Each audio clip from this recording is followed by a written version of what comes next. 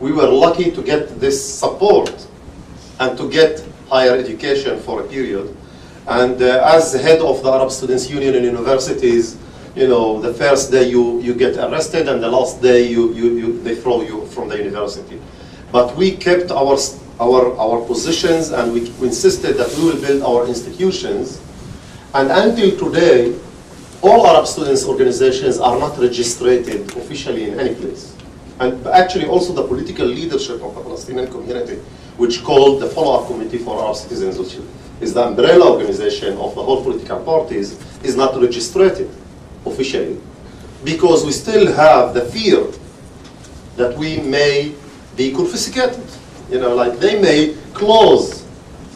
You have to remember that in '81, when the Arab community declared that we want to have the Arab Community Conference, Nazareth had been closed, and the conference that have been declared by the Arab community have been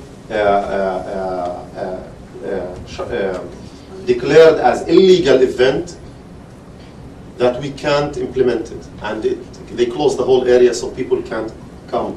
So instead of creating this conference of the Arab population in '81, we created what we call the High Follow-Up Committee for Arab Citizens, which is actually the political representation of the Arab community, which represent all political spectrum of the Palestinian community, the ones that are inside the Knesset and the ones that are also outside of the Knesset.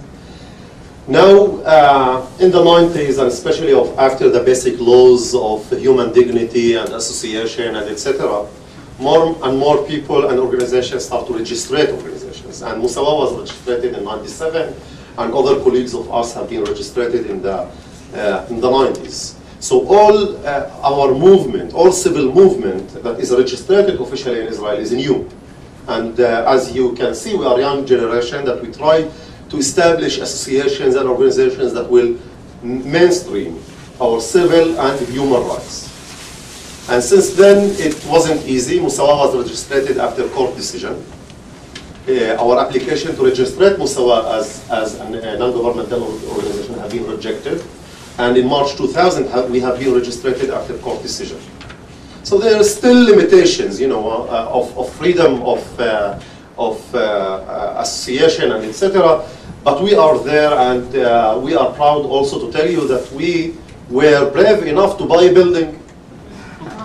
To buy a building, like people think, come on, buy a building. Yes, we have a building that it's a cooperation between two organizations. We have students' dormitories with our colleagues in other committee, and we have Mossawa, and both organizations we have been brave. I have to tell you that when I was the head of the Arab Students Union, we were getting some money to buy an office for the Arab Students Union. We didn't dare to register this office on the name of the union. It was registered in the name of somebody. Usually we used to register institutions on the name of Knesset members, and like this to get immunity, of parliamentarian immunity. But in any case, we dare today to buy buildings, and we are proud to tell you that as a Palestinian community inside Israel, we kept our identity, we kept our language, we are raising our kids and families to develop ourselves and contribute also for our people. Lately there was a debate about the American aid to the Palestinian territory. And we discovered there that our contribution to the Palestinian, before the Second Intifada, to the Palestinian economy in the West Bank and Gaza is much more than all the American and EU aid that have been given. Simply we go to the West Bank and we buy and we have shopping and we use hotels and institutions. So we have a huge contribution that never had been measured. Today, one of the issues that we raised with the special envoy for the peace process of the quartet, Tony Blair, is to open the checkpoints for the Palestinians inside Israel to go to the markets of Jenin. It used to be open for us. But since the Second Intifada started, they block it, and there is, we can't access. And lately, I have to tell you, since October 2008, we are using the Palestinian hotels in the West Bank and Gaza Strip. We are using the markets of the West Bank and Gaza Strip. And by this, we are contributing also for the Palestinian economy in the West Bank and Gaza Strip. And it's done in cooperation with the international community and also with the Palestinian institutions. So it's not easy to act and to react, but two challenges we have. One, we want to stay in our homeland. We don't want to go anywhere else. We don't want to become refugees, even in Qatar. We like it. We want to stay in Haifa and Jaffa and Akka. We don't have any plans to throw anybody to the sea. This wasn't ever the dream of any Palestinian. We always dream about living in prosperity. We haven't been so tough, actually. Today, suicide bombers, our dream was to live in prosperity, in dignity, in peace. That was our dream as Palestinians always. And unfortunately, we are not there today. We are very sad to see what happened in Gaza.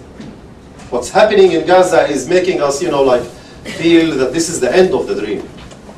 We are looking for a way that the Palestinians, brothers, Hamas and Fatah, can sit together and rebuild the Palestinian democracy.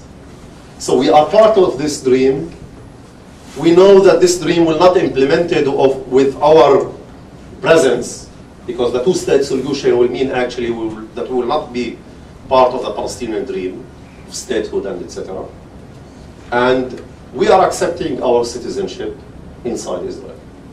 The question and the challenge, and this is the second issue, if they will accept us as full citizens with our civil and collective rights. Our collective rights is very important for us, not because we undermine civil rights. Not because we undermine civil rights. Because the Jewish majority want to have collective rights, even for the Jews that are living abroad. So the self-determination of the Jews should not undermine our existence as Palestinians, as Palestinian minority, as a collective, as well as equality should be included in the values that the state will accept. Actually, the whole debate about equality, do you know that the 11 basic laws that exist in Israel and the whole debate about constitution don't include the value of equality? It have been rejected. So, we may have in Israel constitution without equality. So the Supreme Court ordered that equality should be guaranteed and etc. But equality will not be guaranteed if you will have 30 laws that discriminate or give privileges to one group and forget about the second. I'll just try to tell you why we are here. We don't have any branches in the country. The only offices, we act that we were building one center in Haifa, and we don't want to replace any other actors in the Palestinian community. So local councils, other NGOs, even private sector, all of them are partners of the Mossawa Center because we are Advocacy Center. And we can give advocacy and lobbying tools and international advocacy and media tools and etc. So we have expertise in the Mossawa Center that can serve local councils, NGOs, and private sector. And this is our added value. So we work with local councils and we try to empower local councils. We are actually the ones to give the political leadership and the Arab local councils professional work about state budget. What are the needs, the economic needs of the Arab community in economic growth? So our department, in social economic department, is doing this job and try to bring every year. We do also legislation and analysis on legislation and implications of legislation on the Arab community. We have one office abroad in Brussels because we think that the implications of any international agreement that is signed between the international community and Israel have implications on the status of the Palestinian community.